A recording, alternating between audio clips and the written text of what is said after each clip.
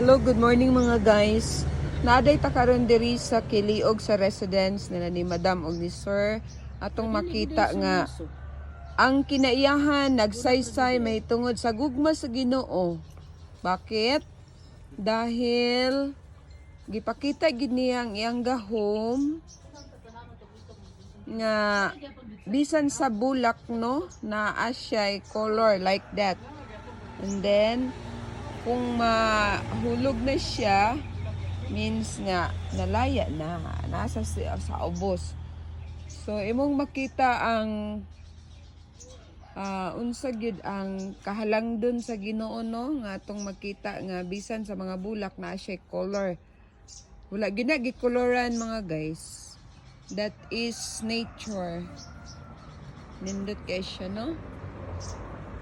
Na siya flower. Unsa pagkakanindot ang tao ngayang gihimo. Ayan.